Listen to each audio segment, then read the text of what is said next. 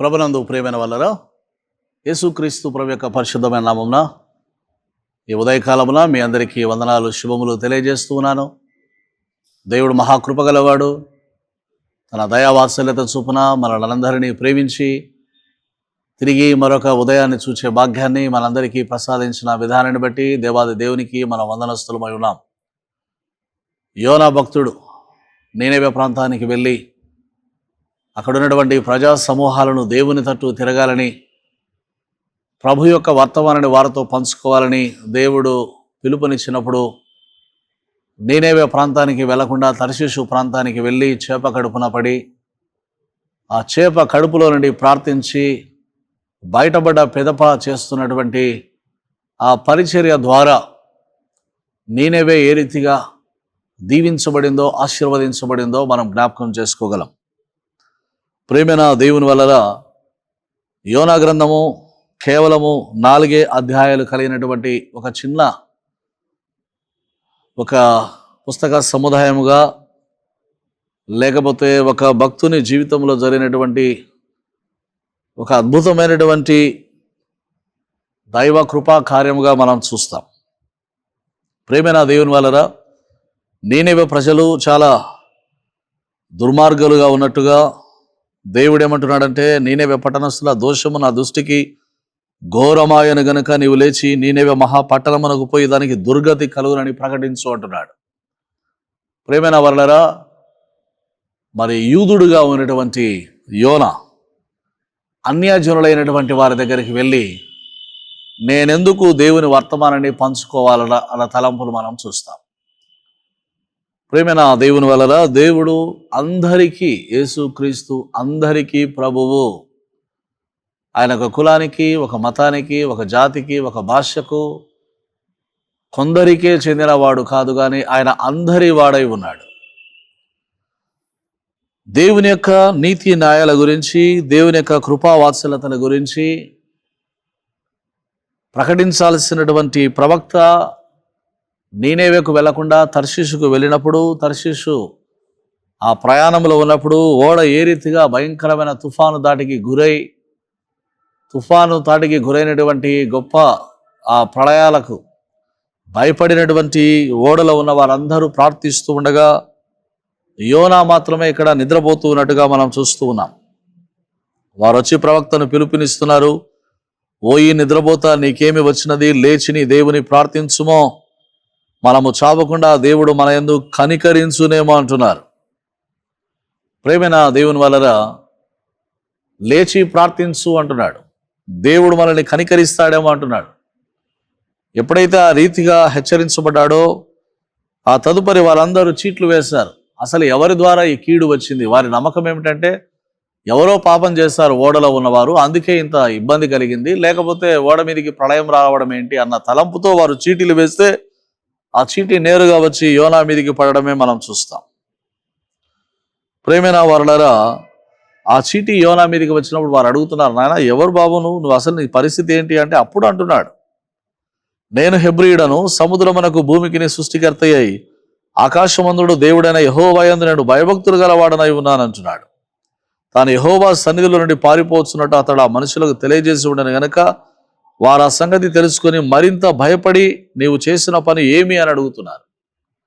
దేవుని సన్నిధి నుండి ఆయన పారిపోతున్నాడు అని చెప్పగానే వారందరూ భయపడిపోతున్నారు. నువ్వు ఎంత పని చేసావయ్యా అంటున్నారు. వీళ్ళ వారందరూ అన్యులుగానే ఉన్నారు, కానీ అంటే దేవుని ఎరుగని వారుగానే ఉన్నారు, కానీ వారందరికీ దైవ భీతి, దైవ భయము. ప్రేమైన దేవుని వలన అప్పుడు యోనా చాలా ధైర్యంగా అంటున్నాడు, సముద్రము పొంగుచున్నది, నన్ను బట్టి ఏ గొప్ప తుఫాను మీ మీదికి వచ్చినా నాకు తెలిసింది, కాబట్టి నన్ను ఎత్తి సముద్రంలో పడవేయండి అంటున్నాడు. అప్పుడు సముద్రం మీ మీదికి రాకుండా నిమ్మలించునని వారితో చెప్తున్నాడు. పిల్లరా, తప్పు చేశాడు, కానీ ఇక్కడ ఒక గొప్ప రిపెంటెన్స్, లేకపోతే ఆ తప్పుకు నేనే కారకుని, కాబట్టి ఈ శిక్ష ఏదైతే ఉందో నేనే దాన్ని భరించాలా అంటున్నాడు. నన్ను పడేస్తే ఇది నిమ్మలమైపోతుంది అంటున్నాడు. వారు వెంటనే ధైర్యం చేయలేకపోయారు, కానీ వారు చేస్తున్న ప్రార్థన ఇక్కడ, యెహోవా నీ చిత్త ప్రకారముగా నీవే దీన్ని చేస్తేవి, ఈ మనిషిని బట్టి మమ్మల్ని లయం చేయకుందువుగాక, నిర్దోషిత చంపితరన్న నేరం మా మీద మోపకుందువుగాక అని యెహోవాకు మనవి చేసుకుని యోనానెత్తి సముద్రంలో పడవేసిరి. పడవేయగానే సముద్రం పొంగకుండా ఆగెను. ఇది చూడగా మనుషులు యెహోవాకు మిగుల భయపడి ఆయనకు బలి అర్పించి మొక్కుబళ్ళు చేసిరి. ప్రేమైన దేవుని వల్ల ఈ అధ్యాయములో తుఫాను రావడం, ఆ తుఫాను తగ్గిపోవడానికి వారేమి చేయాలో దానిని చేసినప్పుడు ఆ తుఫాలన్నీ కూడా అణిగిపోయినట్లుగా, ఆ బలమైనటువంటి ఉగ్రత నుండి, ఆ బలమైనటువంటి గొప్ప ప్రమాదం నుండి, ప్రళయం నుండి వారందరూ తప్పించబడినట్లుగా మనం చూస్తూ ఉన్నాం. దేవుడు కృపగలవాడు, దేవుడు దయగలవాడు.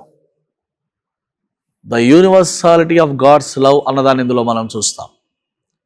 దేవుడు కొందరికే కాదు. అందుకే ఒక భక్తుడు ఏమంటాడంటే, సెయింట్ అగస్టిన్ అనే భక్తుడు ఏమంటాడంటే, దేవుడు మనలో ఒక్కొక్కరిని కేవలం ఒక మనిషి ఉన్నట్లు ప్రేమిస్తాడు అంటాడు. దేవుడు లోకాన్నంతా ప్రేమిస్తున్నాడు.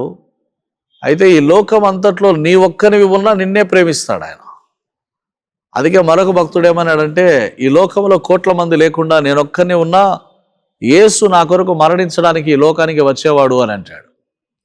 కాబట్టి దేవుడు అందరినీ ప్రేమిస్తున్నాడు అనేది కాదు, దేవుడు అందరినీ ప్రేమిస్తున్నాడు. అట్ ద సేమ్ టైం దేవుడు నిన్ను ప్రేమిస్తున్నాడు, దేవుడు నన్ను ప్రేమిస్తున్నాడు. కోట్ల మందిని ప్రేమించినట్లుగా ఒకే ఒక వ్యక్తిగా ఉన్న నిన్ను ఆయన ప్రేమిస్తున్నాడు, నన్ను ఆయన ప్రేమిస్తూ ఉన్నాడు. కాబట్టి ఈ God's compassion for all nations, సమస్త జాతుల మీద దేవునికి ఉన్నటువంటి దయ. నేనేమో వారు మిక్కిలి దుర్మార్గులుగా ఉన్నారు కానీ వారు దేవుని తట్టు మలుకోవాలని దేవుడు ఎదురు చూస్తున్నాడు. దేశాలు తన వైపు రావాలి, తన వైపు మలుకోవాలి. అన్యాయాల నుండి, అక్రమాల నుండి, దుర్మార్గాల నుండి, దుష్టత్వాల నుండి మల్లుకొని దేవుని తట్టు తిరగాలి. దేశాలు ఏ రీతిగా దేవుని తట్టు తిరగాలో అదే రీతిగా మనుషులు కూడా దేవుని తట్టు తిరగాలి. ప్రతి ఒక్కరూ దేవుని తట్టు తిరగాలి. ఈ రీతిగా దేవుని తట్టు తిరుగుట ద్వారా మనము దేవుని కృపాశీర్వాదాలకు మనం పాత్రలం కావడం. ప్రేమైన దేవుని వలన చాలా గత చరిత్రను మనం గమనించినట్లయితే ఇశ్రాయేలు ప్రజలకు చాలా బద్ధ శత్రువులుగా నీనెవె వాళ్ళని చూస్తూ ఉన్నాం.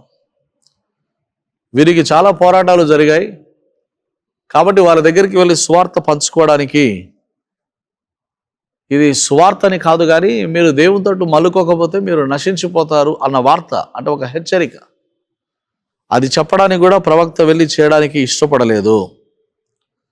ప్రేమైన దేవుని వలన పెద్ద కుమారుడు ఏ రీతిగా తప్పిపోయిన కుమారుడు తిరిగి వస్తే అలుగుతున్నాడో, అలిగి ఇంటిలోకి రాలేకపోతున్నాడో, నేనేవో ప్రజలు ఎప్పుడైతే ప్రవక్త యొక్క మాట, ఎప్పుడైతే వాక్యం విని వారందరూ కూడా గడగడ వణకి, రాజు మొదలుకొని నిరుపేద వరకు అందరూ మోకాలుని గోనెపట్ట వేసుకొని బూడిద వేసుకొని ఉపవాసం ఉండి దేవునికి, పశువులు మనుషులందరూ కూడా దేవునికి మనవి చేస్తున్నారు.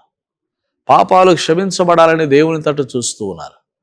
వారందరూ ఎప్పుడైతే తమ్మును తాము తగ్గించుకొని పాపాల విషయమై పశ్చాత్తాపపడుతున్నారో దేవుడు వారిని కనికరించి నీనెవేకి రావలసినటువంటి శిక్ష రాకుండా ఆయన తొలగించి వేశాడు. ప్రేమైన వాళ్ళరు ఎప్పుడైతే నీనెవేకు శిక్ష రాలేదు అని ప్రవక్త చూస్తున్నాడో అప్పుడు ప్రవక్తకు దేవుని మీద కోపం వస్తూ ఉంది. తప్పిపోయిన కుమారుడు తిరిగి వచ్చినప్పుడు తండ్రి సంతోషపడ్డాడు. తప్పిపోయిన కుమారుడు తిరిగి వచ్చినప్పుడు పెద్ద కుమారుడు బాధపడుతున్నాడు. అదే రీతిగా నీనెవే ప్రజలకు నష్టం రాకపోవడంతో యోనా ప్రవక్త బాధపడుతున్నాడు. ప్రేమైన దేవుని వలన గాడ్స్ కాల్ టు జస్టిస్, కీర్తన గ్రంథం 82వ కీర్తనలో అందరి పట్ల న్యాయం, ఆపద్బాంధవుల పట్ల ప్రత్యేక శ్రద్ధ చూపాలని, నిరుపేదల పట్ల ప్రత్యేకమైన కృప చూపాలని భక్తుడి యొక్క మొరగా మనం చూస్తాం. ప్రభువు ఇచ్చే పిలుపుగా మనం చూస్తాం. దేవుని వలన సెయింట్ గ్రెగరీ ఆఫ్ నిస్సా ఏమంటారంటే, the Lord does not delight in the destruction of the living. ఏ ఒక్క వ్యక్తి నశించిపోవడం దేవుని సంకల్పం కాదు అని భక్తుడు అంటాడు. అందుకే యెషయా గ్రంథకర్త 1వ అధ్యాయంలో అంటున్నాడు, కీడు చేయటం మానుడి, మేలు చేయ నేర్చుకొనుడి, న్యాయము జాగ్రత్తగా విచారించుడి, హింసించబడు వారిని విడిపించుడి, తండ్రి లేని వారికి న్యాయము తీర్చుడి, విధవరాలి పక్షముగా వాదించండి అంటున్నాడు. ప్రేమైన దేవుని వలన ఐథియోపియా ప్రాంతానికి చెందినటువంటి ఈ నపుంసకుడు ఎప్పుడైతే రథములో ప్రయాణమై వెళ్తూ ఉన్నాడో, ఫిలిప్పు దైవజనుడు పరిగెత్తుకుంటూ వెళ్ళి సువార్త ప్రకటించి ఆయన చదువుతున్నటువంటి యెషయా గ్రంథంలోని అర్థం, మనందరి పాపాలు యేసుక్రీస్తు ప్రభు మీద మోపబడ్డాయి, మనందరి కొరకు ఆయన అవమానించబడ్డాడు, దూషించబడ్డాడు, ద్వేషించబడ్డాడు, ఆయన సిలువ వేయబడ్డాడు, ఆయన నలగొట్టబడ్డాడు, ఆయన పొందిన దెబ్బల చేత మనకు స్వస్థత, ఆయన కార్చిన అమూల్య రక్తంలో మనకు పాప క్షమాపణ అని ఎప్పుడైతే ఫిలిప్పు ఆ వాక్యాన్ని అర్థమయ్యేలా నపుంసకునికి తెలియచేస్తాడో, నపుంసకుడు వెంటనే ఆ యూనకు వెళ్ళి వెంటనే బాప్తిస్మం పొందుతున్నట్టుగా మనం చూస్తా ఉన్నాం. ప్రేమైన దేవుని వలన యోనా పరిచర్య ద్వారా 1,00,000కు పైగా ప్రజలు ఉన్నటువంటి నీనేవే పట్టణమంతా దేవుని వైపు మల్లుకుంటే, ఫిలిప్పు పరిచర్య ద్వారా అన్య జనాంగాలకు చెందినటువంటి ఒక ఐథియోపియా నపుంసకుడు ప్రభువు వైపు మల్లుకోవడాన్ని మనం చూస్తూ ఉన్నాం. దేవుని కృప కటాక్షాలు. అందుకే సెయింట్ జాన్ క్రిసోస్టమ్ ఏమంటాడంటే, the church is not a museum for saints but a hospital for sinners అంటాడు. పరిశుద్ధులందరూ ఉండే ఒక మ్యూజియం లాంటిది కాదు దేవాలయం, ఇది పాపులందరూ చేరి స్వస్థత కొరకు కలిపెట్టుకునే ఒక హాస్పిటల్ లాంటిది అంటాడు దేవాలయం. దేవాలయానికి పవిత్రులే రావాలని కాదు, ప్రతి పాపము చేత కొట్టబడుతున్న ప్రతి మనిషి ప్రభు దగ్గరికి రావాలి. నీ బాధలో, నీ శ్రమలో, నీ శోధలో, నీ కన్నీళ్ళ మధ్య, నీ వ్యాధి బాధల మధ్య, నీ పేదరికముల మధ్య, నీ వ్యసనముల మధ్య ప్రభు తట్టుకు రావడం. డాక్టర్ దగ్గరికి ఏ రీతిగా రోగి తరచూ వెళ్ళి ట్రీట్మెంట్ కొరకు వెళ్ళి సహాయం పొందుతాడో, ప్రభు దగ్గరికి మనం తరచూ వెళ్ళాలి. ఆయన కృపా కటాక్షాలకు మనం పాత్రులం కావాలి. ఆయన మనల్ని బాగు చేసేవాడు. ప్రేమైన దేవుని వలన జ్ఞాపకం చేసుకుందాం. మత్తయి సువార్త 22వ అధ్యాయంలో the parable of the wedding బ్యాంక్వెట్లో, మత్తయి సువార్త 22వ అధ్యాయం 1-14 వచనాలు మనం చూస్తే, అక్కడ ఏర్పాటు చేయబడినటువంటి గొప్ప పెళ్లి విందు కొరకు మనం చూస్తున్నాం. ప్రేమైన వాళ్ళ అతిథులకు అక్కడ వివాహ వస్త్రాలు అందజేయబడుతూ ఉన్నాయి. అదే రీతిగా మానవాళికి మోక్షాన్ని ఇస్తున్నటువంటి ప్రభు నీతి, స్తుతి, రక్షణ అనే వస్త్రాల చేత మనల్ని అలంకరింప చేస్తాడు. కాబట్టి ప్రేమైన దేవుని వలన ప్రతి జాతి యేసుక్రీస్తులో నీతిని కనుగొంటుంది. సిలువయే రక్షణకు ఏకైక మార్గం. నీకు నాకు ప్రతి ఒక్కరికి జాతి యావత్తుకు మనం మంచి పనులు చేస్తున్నాం కాబట్టి కృప ఇవ్వబడదు, కానీ మనం వాటిని చేయగలిగే విధంగా మనకు సహాయపడేది దేవుని కృప. దేవుని వలన గొర్రెపిల్ల యొక్క పెళ్లి విందుకు పిలువబడిన వారు ధనిలు అని వ్రాయుమని ప్రకటన గ్రంథకర్త అంటూ ఉన్నాడు. ఈ ఉదయకాలమున మనం జ్ఞాపకం చేసుకుందాం, నీనేవే వారు మిక్కిలి దుర్మార్గులుగా ఉన్నారు, కానీ వారు మోకాళ్ళ మీదకి వచ్చి తమ పాపాలు ఒప్పుకున్నప్పుడు ప్రభు ఆ జాతిని కాపాడుతూ ఉన్నాడు. ప్రియులారా, మరి నపుంసకుడు ప్రభు పాదాల వద్దకు వచ్చినప్పుడు ఆయన రక్షణ ఆనందాన్ని పొందుకుంటూ ఉన్నాడు. ఈ ఉదయకాలమున కోల్పోయిన వాటన్నిటికంటే, నష్టపోయిన వాటన్నిటికంటే, ఈ లోకంలో పాపంలో శోధనల్లో కోల్పోయిన వాటన్నిటికంటే దేవుడు నీతిని, దేవుడు మనకు కృపను, దేవుడు మనకు వాత్సల్యతను, దేవుడు మనకు యథార్థతను, దేవుడు మనకు భక్తిని, దేవుడు మనకు పరిశుద్ధతను, దేవుడు మనకు కృపను సమృద్ధిగా ప్రసాదించి ఆయన్ని వెంబడించేలా మనం చేసేవాడు. కాబట్టి ప్రియులారా, మనం ఎదురుగా నిలిచే ప్రతి అడ్డుగోడలను కూల్చి దేవుని అపారమైన ప్రేమను ప్రతిబింబిస్తూ అందరినీ స్వార్థతో చేరుకోవడానికి మనం ప్రతిదినము ప్రయాసపడాలి. నీనేవే వాసుల వద్దకు వెళ్ళడానికి నిరాకరించిన ఆ తదుపరి వెళ్ళిన యోనా ద్వారా దేశం దీవించబడింది. ఈనాడు సంఘం లోకంలోనికి వెళ్ళాలి. ప్రతి వ్యక్తిని ప్రభువులోనికి నడిపించడానికి మనం ప్రయాసపడాలి. ఈ దినం ఒక్కరికైనా ప్రభువును మనం పరిచయం చేద్దాం. ప్రభు కృపకు ఈ దేశం పాత్రుడయ్యేలా, ప్రభు కృప ద్వారా, ప్రభు రక్త ప్రోక్షణ ద్వారా మన భారతదేశం కడగబడి పరిశుద్ధ దేశంగా మార్చబడేలా దేవుడు మన దేశాన్ని దీవించి మనలను ఆశీర్వదించునుగాక. ఆమేన్.